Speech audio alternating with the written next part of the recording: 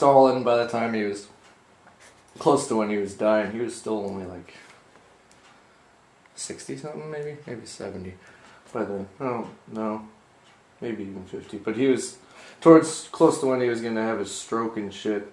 But he was tired of having all the Politburo, which is the Russian pretty much government main people. The Politburo is the political bureau thing. He was tired of having their meetings at the building, and so he just decided to have his meetings over dinner. But Stalin's dinner was always generally at 1 in the morning, followed by lots and lots of vodka. And if you were lightweight around Stalin, then you might go to the gulag, probably, is what it sounded like. Khrushchev said that if you fall asleep while hanging out with Stalin, then it usually didn't end up going good for you. Like I said, this is like Stalin's inner circle, and Khrushchev is like pretty big deal there in the Communist Party, but Stalin gets all shitty drunk and tells him to do Russian folk dances and shit. So you got like the heads of the Communist Party sitting there just getting shit-faced at Stalin's house watching cowboy movies. Because he said, and they're like shittily translated apparently. They just like had the worst quick little translation so they could figure out what was going on. And yeah, he didn't fall asleep, and like the higher up Russian guys, knowing that if they passed out hanging out with Stalin and they were the lightweight, they'd maybe get sent to Siberia or Kazakhstan or something in a work village / pretty much concentration camp. And then, yeah, also you don't want to fall asleep. So they'd go to sleep early. They'd take naps during the day so they can actually be able to hang with Stalin. Man of Steel is what his name means. So Superman. Yeah. Superman's a comic bastard. Oh, man, so did they do this every night? I don't think it was every night. I'd have to go back and read it. Because I didn't actually read the whole book or anything. It was just parts from... And it's also Khrushchev talking, so I mean, not everyone in the West would want to believe him. But that type of stuff, I wouldn't really worry too much about him being lied. Like, more want to lie about shit like what he did while he was in office and stuff, and try to paint himself in a good light. It's not, you already don't need to put Stalin in a bad light, because it's Stalin.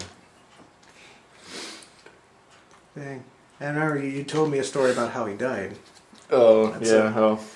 That's pretty weird. We can start off with the fact that Stalin was super paranoid, but also like didn't like people busting in on him, and he was pretty independent and didn't like people messing with him. So the guards outside of his personal bedroom and stuff, he pretty much said, "Don't disturb me, no matter what. I mean, even if you hear a gunshot, don't come in here."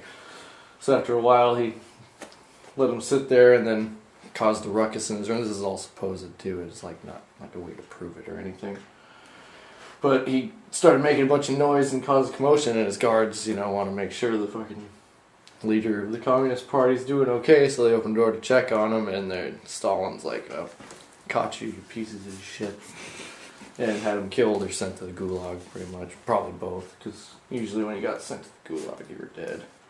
What's the gulag? The gulag is pretty much a work camp with very shitty conditions, usually in freezing, like in Siberia and Kazakhstan, which is pretty much, Kazakhstan's kind of like the steppes, I'm pretty sure, and it's cold as shit there anyway, and Siberia is obviously cold as shit. So you usually work until you freeze to death off not enough food, and I guess they had a lot of female guards, and to make things scarier for the inmates, the female guards would shave off their eyebrows just so they'd look that much more intimidating. So you got like crazy huge, probably Russian bitch yelling at you with no eyebrows. It'd be like powder yelling at you, only Russian. Kind of creepy. Well, you're starving. Probably have dysentery or typhus or something too, because that was pretty regular back then. And typhus is always fun. Yeah. So ultimately, what happened to Stalin?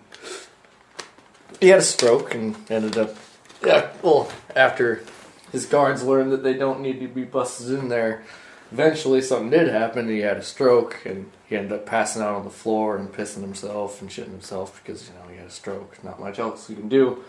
But he ended up sitting there pretty much like 12 hours to a full day longer than he should have, and they might have been able to help him even, but they didn't want to go in that fucking room because they didn't want to go break rocks in Siberia. Even though that's probably not what they were doing. There is a lot of... They're attempting to start collective farms and stuff over there, but it's kind of hard to farm in permafrost and shit. So basically he was the boy who cried wolf. Stalin who cried stroke. I don't think he asked for it or anything, but yeah. You could put it that way. Yeah. Stalin. Joseph Stalin.